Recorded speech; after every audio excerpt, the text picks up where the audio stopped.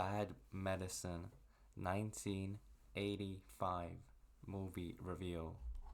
Not all bad. The story: a guy can't get into any medical college because of his inadequate grades, so his dad pulls some strings and gets him into a college in South America. Was bad. I loved how quickly the story was set, just like it should be in all movies. The movie was about American students trying to pass school while also stealing medicine and curing the sick civilians. I give this movie a 1 out of 10 because it wasn't funny, it was too sexual, it felt empty, and the story wasn't good or clever. This movie wasn't that awful because it was mostly entertaining. The cast was great, especially the main character, a perfect main character in every way: looks, voice, and the vibe. There were a lot of scenes which made me smile, and visually it looked great, except it could have been brighter, sunnier outside, and had more color.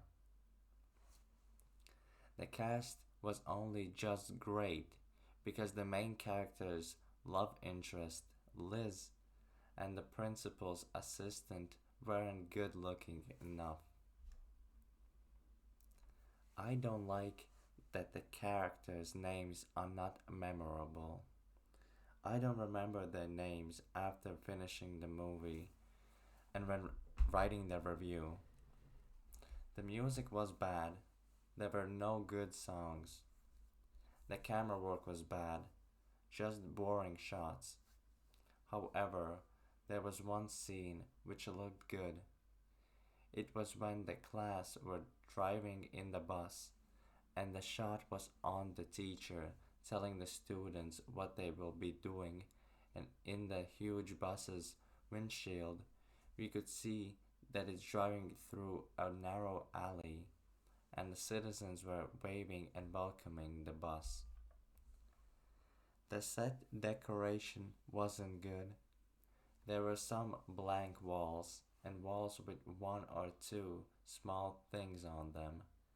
I didn't like that in some scenes a too harsh of a shadow was seen in the background. The pace was slightly on the slower side. There were no good camera transitions. The movie was too sexual.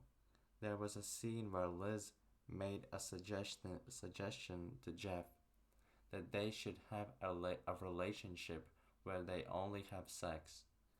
She wrote in her journal an appointment: 4 to 5 p.m. sex dash Jeff on Tuesdays. Then they realized that today was Tuesday. Another sexual scene happened when the principal's secretary was reading out loud a steamy romance. She felt his hardness against her thighs, read the secretary. Later she dragged Jeff into a limo to do it.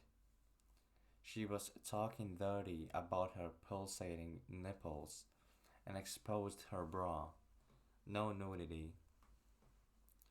Then they both agreed to do it quickly, and then it cut to a different scene not involving them. Stuff like that ruins a movie. There were multiple scenes which made me smile, but they are hard to remember because they were just slightly comedic. For example, when Jeff and the secretary were making out in the limo, a guy came very close to the window and started looking through it. But then he started combing his hair because the windows were tinted and he was looking at himself. The beginning of the movie made me smile when Jeff accidentally let go of a guy who he was holding out the window. There was no moral of the story.